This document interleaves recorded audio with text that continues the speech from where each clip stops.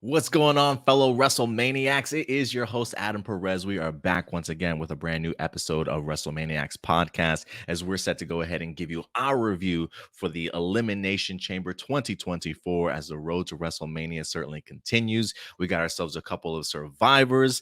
We got some people that held on to their titles and are, in fact, pushing towards WrestleMania. So it should certainly be an interesting one. We're here to go ahead and wrap it all up for you guys, as well as acknowledge those that have, in fact, won the predictions battle this weekend, ladies and gentlemen. But I am here with Josh Porosky, Mr. Gamer Porosky himself. What's going on, man?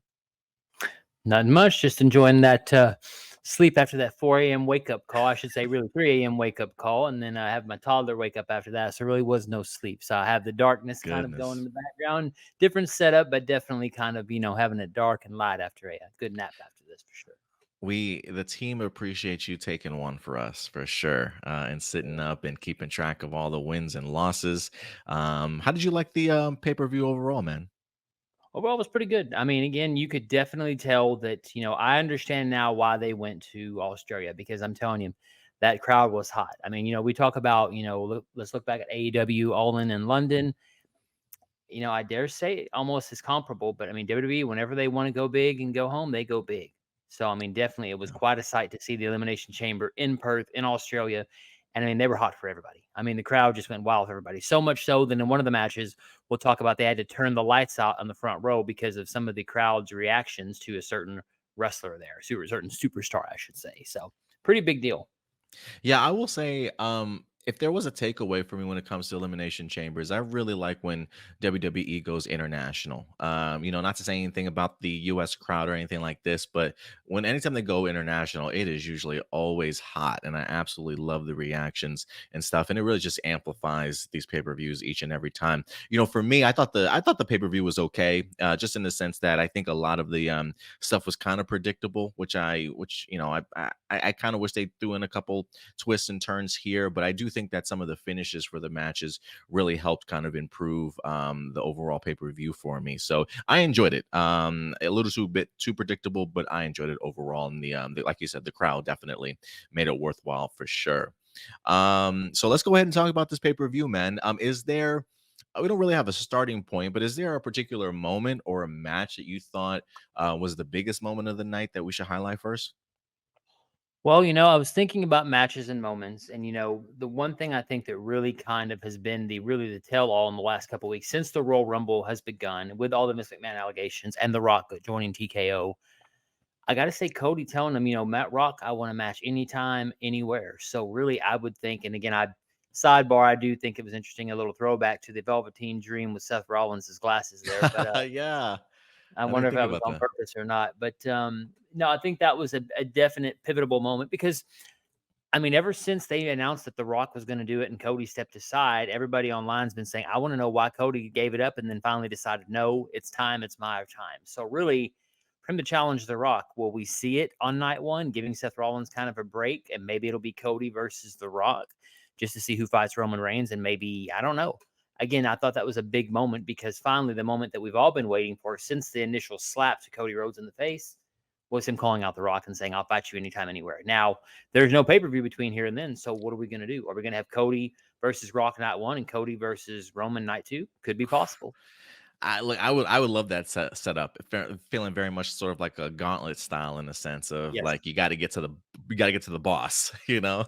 that's right. Um, if anything, my takeaway for that would just be it would be a bummer, I think, if somebody like, say, Seth and Drew didn't get a main event slot for night one, or even Becky versus Rhea Ripley. I think Rhea just recently on Twitter or X commented that she would like her and Becky to highlight or main event night one. But with a match like The Rock against Cody, that just feels like a main event, or it could just be one of those cases of like a case of, he who shall not be named, Brock Lesnar, usually likes to get his match off first and then just leave right after the event, sort of thing. So could it be that sort of situation and scenario with Cody versus The Rock? But it definitely, for me, like, I don't think that's a SmackDown match. Like, that has to happen Mhm. on a WrestleMania. Maybe they both happen in night two. Would that be crazy? it makes me think of what we always talk about the parallel of Daniel Bryan, right, at WrestleMania 30. This is almost near a parallel in the strangest of differences, only being that The Rock decided not to win the Royal Rumble. But if you think about it, Daniel Bryan fought Triple H and then fought the rest of Evolution at the end of WrestleMania 30. So could we see, as you said, Rock versus Cody, and that person being the person to face Roman at the end of the show? And you could have it to be where Roman, of course, is saying, "Oh, my Rock's going to he's going to beat Cody Rhodes. No big deal. We're going to have the greatest match of all time." Of course, to no one's shock, but to Roman Reigns' shock, we have Cody win and run the gauntlet. I mean, again, it goes back to Jericho winning the undisputed title back in 2001. Who would have Yeah, thought he would have beat The Rock and Stone Cold in the that's same night? incredible. Same with Yeah. Cody beating The Rock and Roman. If that's a way to say this is our guy we're going to put our rocket to, what better way? Yeah, I would love to see something like that. So I agree with you. Interesting segment. I was kind of expecting maybe the bloodline to actually show up, but The Rock did give a promo saying that he wasn't going to be in Perth. I didn't quite believe him. I was hoping there'd be a big surprise, but definitely a no-show. But still, an interesting segment to certainly say the least. And Rock Okay. back to his old tricks, calling Seth Rollins Cody Rhodes' girlfriend. I thought, man, even in this day and age, can we get away with that now? Right? I mean, he's towing the line on the TKO front, but I mean, hey, look, I thought that was interesting, and that's what we needed. If Rock's going to be a heel, go full out. Yeah, go full out for sure. Another big moment from that, we got to talk about mommy always being on top. She proved me wrong and us both wrong. It's interesting that we're the two losers are hosting the review for for Elimination Winners Chamber. don't have to work, right? That's Yeah, how it winners. works. Yeah, Winners they don't have they to they work. get the night off. But first, we should take a minute to acknowledge the fact that we did have a tie in predictions.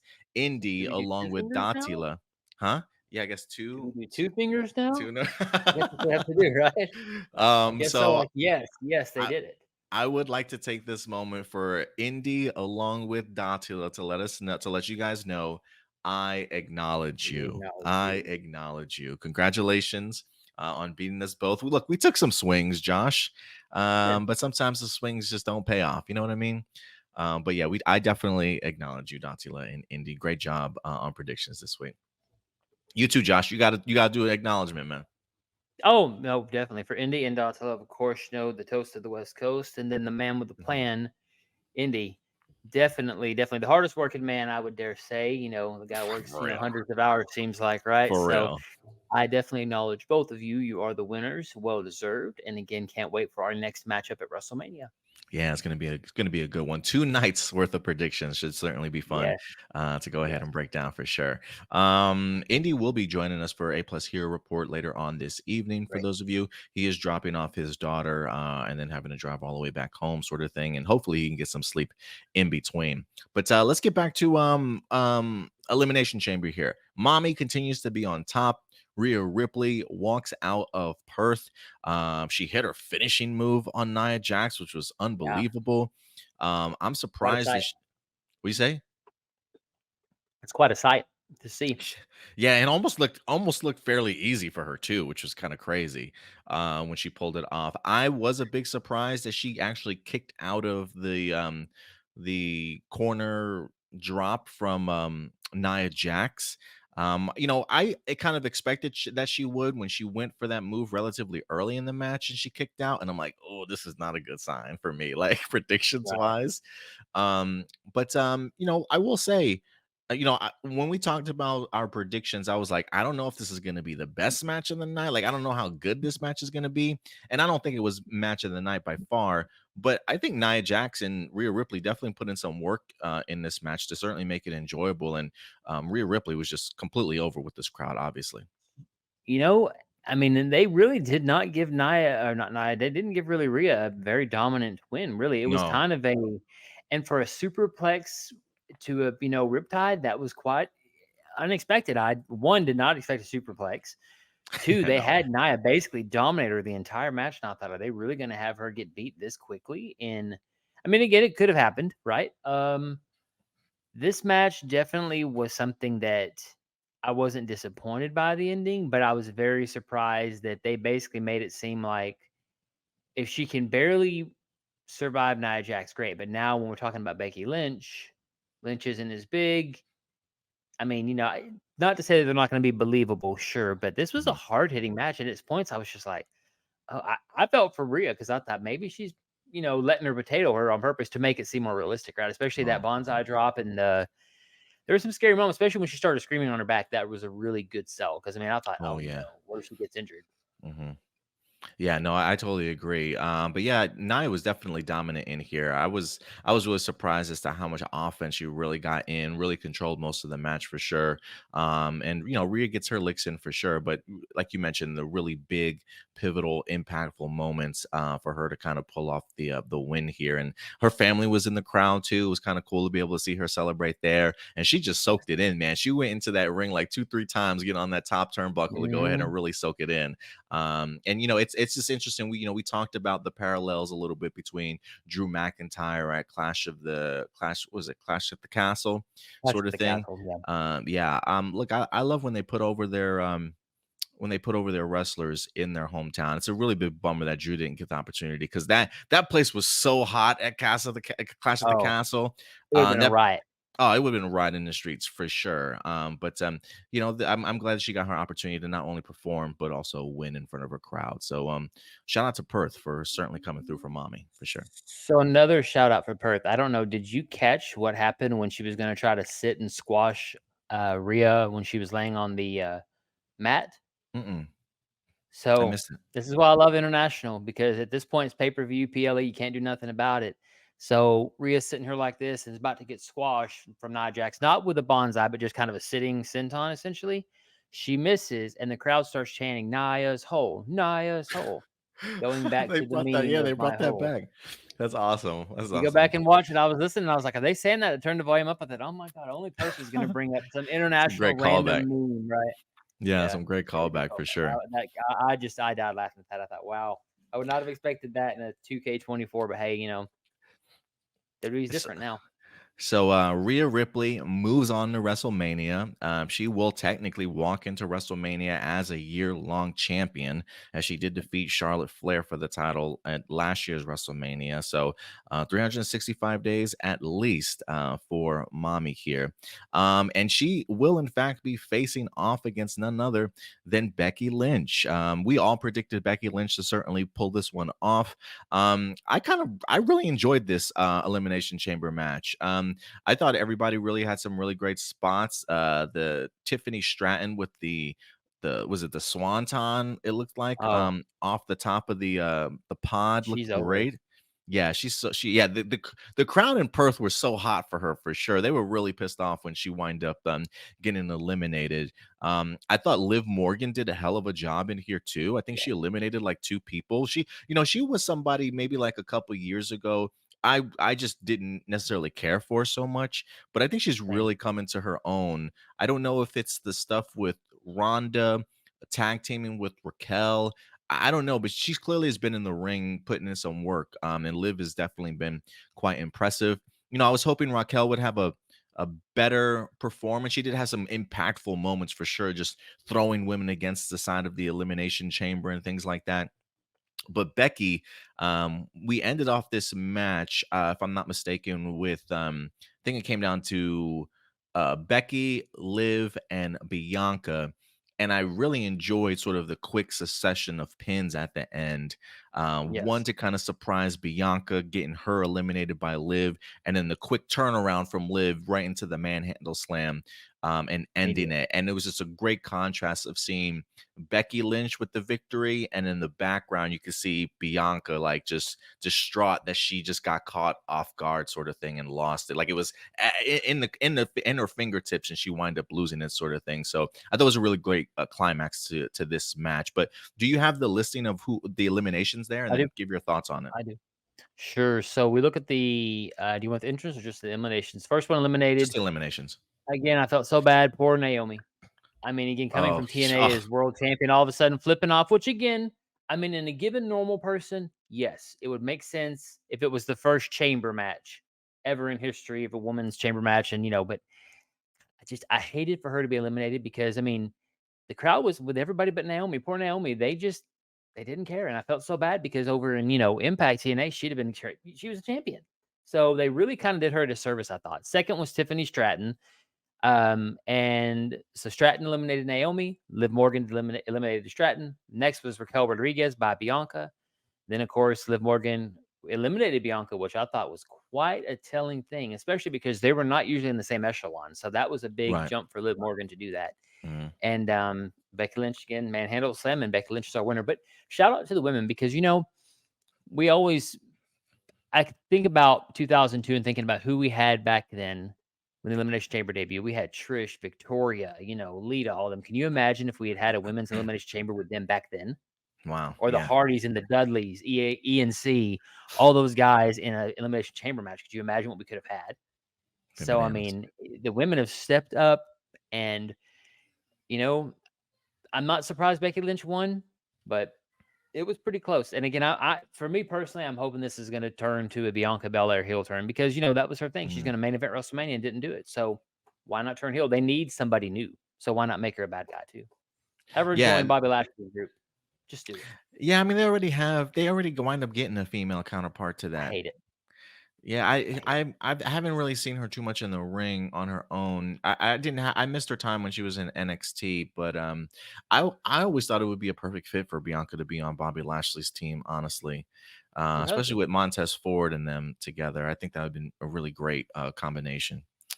But yeah, man, Becky Lynch pulls it out. So we've got Becky Lynch facing Mommy at WrestleMania. I think that's a great matchup.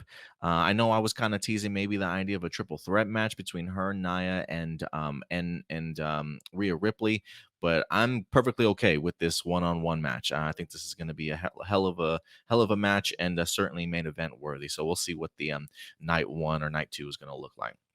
For sure. Going on to the next Elimination Chamber match. This one I thought was a pretty fun one, as we get the Yeah. opportunity to see Drew McIntyre fulfilling his destiny, headed back to WrestleMania as he gets the opportunity to win possibly a World Heavyweight Championship in front of a live crowd. It should be interesting with Seth Rollins at the Grayson Waller effect mentioning the idea that he is just days away from being medically cleared. And the fact that we may not necessarily have an injured Seth Rollins into WrestleMania, I don't necessarily know if it's a foregone conclusion that maybe Drew McIntyre picks up that win. But I am ready for Drew to hold on to a title as of right now. But he had some great momentum in here. I think he started, I don't think he was in the pod. I think he came out from like number 1 or 2 because I think it was him and LA Knight that kicked it off, correct? Yes, LA Knight and Drew McIntyre were number 1 and 2. And I mean, look, we look at the elimination. I mean, right out of the gate, Drew McIntyre in order. And this is how it went in order. Drew McIntyre eliminated Bobby Lashley first, then LA Knight. Then Kevin Owens was eliminated by Randy Orton, then Logan Paul. And then, of course, McIntyre, with the help of a brass knuckle shot from Logan Paul, which to me, it's like I told Dodala before I put spoilers in our group chat. To me, I don't think LA Knight's going to get the U.S. title. I think it's going to be Orton and Paul because, Orton's never been U.S. champion. He's got to be a Grand Slam champion before he retires. Might as well Oh, do he it. hasn't, huh? I didn't know that stat. Granted, before the U.S. title was a thing, he probably was. But, Orton's U.S. champ would be interesting. Why Yeah. not do it at WrestleMania? And, if Logan Paul has to pick between LA Knight and Randy Orton, I'm sorry. Orton's going to have to get the one I would choose to fight him. That's a marquee match. Yeah, So that's definitely a huge selling point for WrestleMania. Randy Orton against Logan Paul. Yeah, man, give that to me all day. I was not expecting it. I definitely thought, I think even going into predictions, we were under the impression maybe they would set up a Logan Paul versus LA Knight at WrestleMania. And that didn't happen. They definitely are pushing the AJ Styles versus LA Knight yes, match for sure. which I'm fine. But here's the interesting thing. I was just thinking about a marketing thing. Maybe they'll take it, maybe they won't. But look, we got the RKO versus the KO punch, right? So RKO versus KO. All right, there's a knockout punch, right? I So dig it. I'm glad Drew McIntyre won. Because look, the best heels in the business usually are the ones that, even though you may not like them, you're like, it kind of does make sense. He really he really did kind of get his moment stolen from him. It wasn't his fault. But really think, look, he beat Brock Lesnar and then Big Show on the same night at WrestleMania in front of nobody. Oh, who did? Drew McIntyre. Oh, Drew? Okay, yeah. Yeah, he beat Brock Lesnar, and then there was a bonus match. I remember they had him face the That's Big Show right, right the Big after, Show. That's and right. nobody was there. There was no fans, no virtual fans at the time. So I mean, here's a guy that won the Royal Rumble, eliminated Brock Lesnar of all people, in order to start that whole entire thing. So I don't know. I'm loving the character because really Drew kind of is fed up, and I think I just love the longevity because again, most characters, don't have a history and they don't reference, oh, 2 years ago I was mad at you. The fact that Logan Paul talked about KO stunning him 2 years ago, I forgot about it. And I'm like, oh wow, they really, really went back and referenced that. So I'm loving the longevity of characters because most time wrestlers don't have that long a memory. We always joke about that because they're heels and faces all the time. So it's great to see. That's true. And Michael Cole even referenced the rivalry between Drew and Bobby Lashley, when he Yes. when he won his title, or when he was facing off against at Lashley. WrestleMania between Lashley and Drew McIntyre. So I'm glad he Right. wanted to bring up that old storyline as well. But yeah, man, was not expecting to see AJ Styles in here. He beat the hell out of LA Knight with the chair. Styles clash on the That's chair, business helping him trail. get eliminated. I was a little bit bummed Bobby Lashley was the first one eliminated. Even Perth is hot for Bobby Lashley. I mean, they gave him such a great reception. They were even chanting for him inside the cage, sort of thing. He had some amazing moments in here, throwing people through a pod. He Sure. speared Logan Paul through a freaking pod. Yep. Some great highlights in here. But clearly he's dealing with an injury, which I didn't know he had an injury. I don't know. Was that a Me legit either. injury he was struggling with? It's hard to say.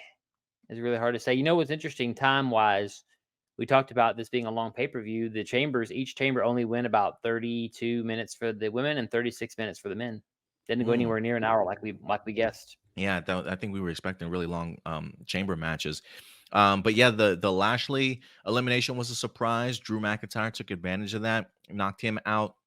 And then yeah, the Logan Paul coming back in, and that's definitely a surprise. I remember seeing the RKO happen, and I was like, "What's taking them so long to get this cover? Like, cover this man!" Mhm. And I had no idea Logan Paul was still anywhere near the ring to come in and hit him with the brass knuckle sort of thing. So, great set of sequences. Drew McIntyre clearly took advantage of it and wins, and now he goes on to WrestleMania. A great moment, if you ask me. Just just a quick shout out to Logan Paul. I was watching Facebook this morning. They always have the reels and stuff that you don't see. Yes, Logan Paul yes. such did you see it? The gum on top of the prime thing. I'm like, you know what? That's such a heel thing to do. Haven't seen that in so long. And I'm like, what a D move to do. But I think he did it the man also at has to pick up SmackDown. from somewhere. I think he did Yes. it also at SmackDown. Some little kid had a Prime, and he handed it to him, and he put his he put his gum on the top of it. And then Ooh. also, on Twitter, he posted from his account. I guess he was recording himself inside the pod. Did you see Yes, that one? And he was I like did see that. using a marker, and he was drawing stuff on John this Kevin. pod. I mean, look, I have everybody certainly has a reason to hate Logan Paul if they want to, but I think he is a perfect fit as far as a sports entertainer goes. He's got the marquee name, he's got the platform, his personality just fits with who he is as far as like a perfect collaboration for a wrestler. Like if you needed a heel sort of asshole wrestler like Logan Paul, it's like you just a great chemistry. You just put a little bit of everything and boom, you got like one of the perfect heels in there. And I think he's having And a he great puts in the run work. as a US champion. And he puts in the work. I think we always talk He about Bad does. Bunny being a great He athlete, does. and he is.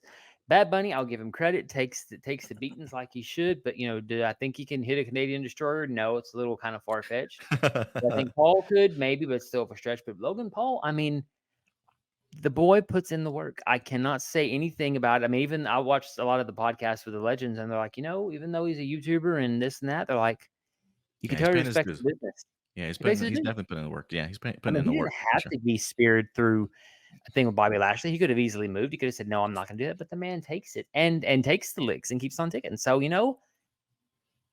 I can't say anything And because he's been around. yeah, and what's crazy is like his first year, they put him up against these huge marquee um And he killed it. competitors.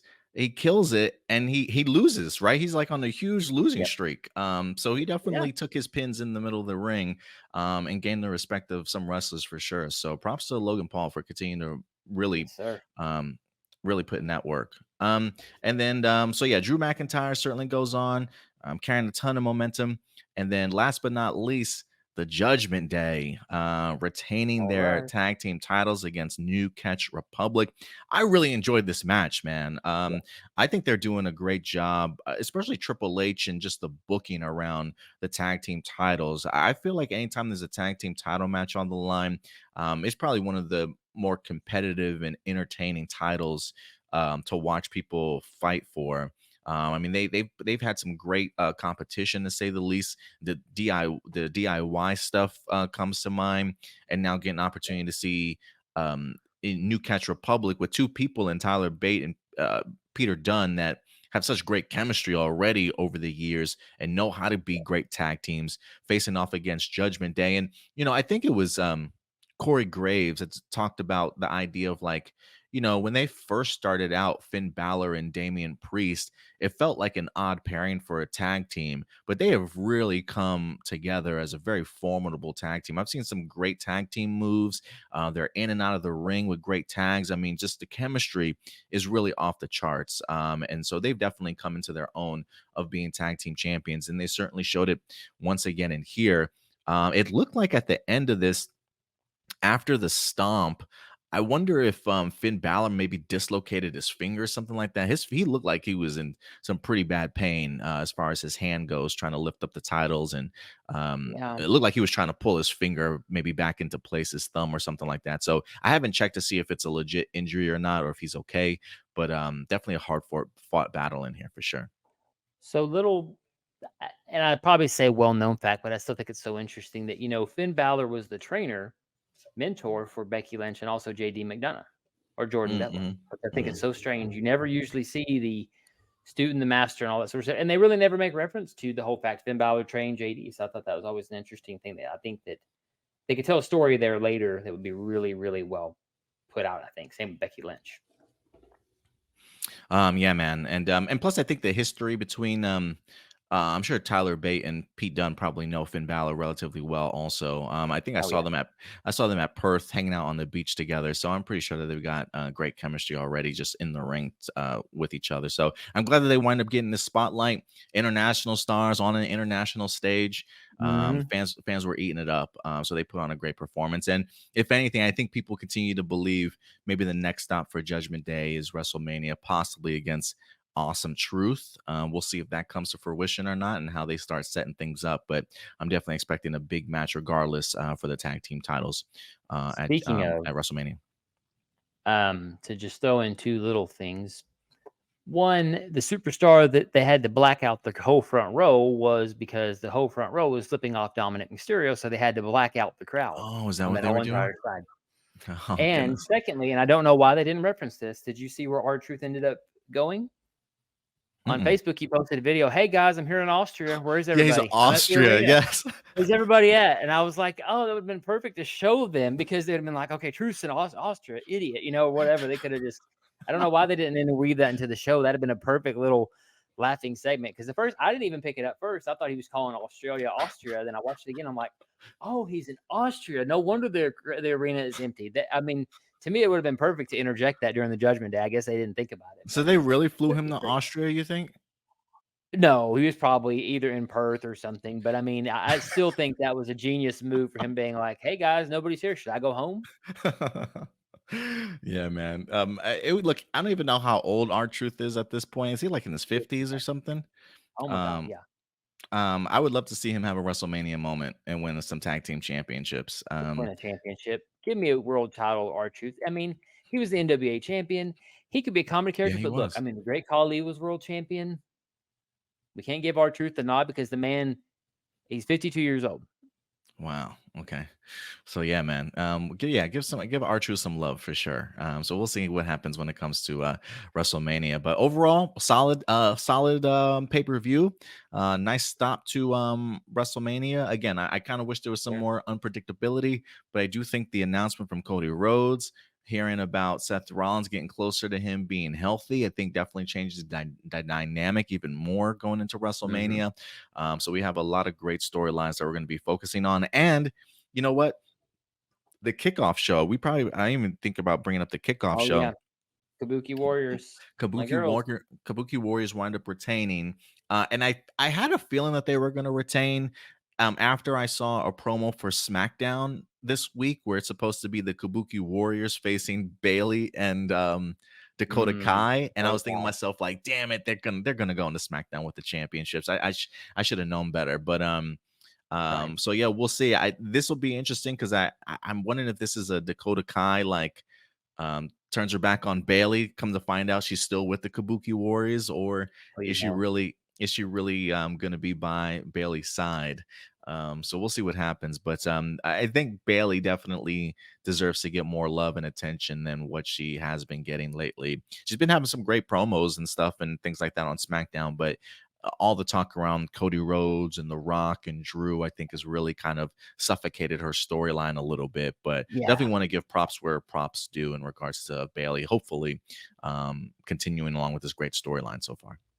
Especially with her new IWC nickname, Cakeley, which cracks me up. I like Oh it. yes, I love it. I love it. Uh, But we'll see what happens, man. We'll see what happens. But we'll definitely continue to keep you guys posted. I yes, do sir. believe we should be having a new logo design for WrestleManiacs here, hopefully before WrestleMania. That's what I'm certainly hoping for. So we can go ahead and unleash that on you guys. And then maybe starting and kicking off WrestleMania, some weekly reviews when it comes to Raw and SmackDown, and then whatever else you want to add to the channel, Josh. But those will probably mostly come from Sure. Josh for you guys, and then of course having the whole crew here for discussion videos and predictions. But any Sounds last good. words, Josh, in regards to Elimination Chamber before we get out? We can finally really start the road to WrestleMania and finally get an answer. What in the heck is The Rock gonna do at WrestleMania? Yeah, and Now if that we've got anything, past the chamber, we have to know. we have a little bit more than a month worth of build-up here. Mhm. So I'm hoping to take that time really wisely to flesh out any storyline details, some really Yes. great, impactful moments as we lead into it for sure. Just so it doesn't necessarily, I don't want to say so it doesn't feel like a repeat of last year's WrestleMania of Cody kind of finishing the story. I definitely do hope that they have some great, you know, great appetizers, if you will, leading up into the main Yeah, course throughout the next month and a week or so. So should be pretty good. But yes, sir. guys, that will do it for our review of Elimination Chamber. Let us know what you guys thought about the pay-per-view. Too predictable? Was it great for you? Did the international crowd really make it something more for you? Definitely let us know. How did your prediction certainly go? And what are you looking forward to when it comes to WrestleMania? Josh, if people want to find you on social media, where can they find you, sir? Just on what I like to call the X or Twitter, whatever it's called, at Gamer Peroski, and then got to be a bit more active. So I'm going to start, kind of posting a lot more predictions and a lot more results, and just kind of my thoughts and opinions on the wrestling world as a whole, because a lot's going on, and we got to have a lot of different voices out there. So it'd be fun Yeah, to get into absolutely. discussions or disagreements, I should say, with the lovely people on X. So should be fun. Yeah, absolutely, man. And if you want to follow us at A Plus Opinions right up here at the top, you can definitely find us on social media. We'll definitely continue to keep you guys posted throughout the weeks in regards to any wrestling news and whatnot. But until next time, guys, do us a big favor as always. Take care of yourselves, take care of each other, and keep it A plus. We'll talk to you guys later. Bye. There you go.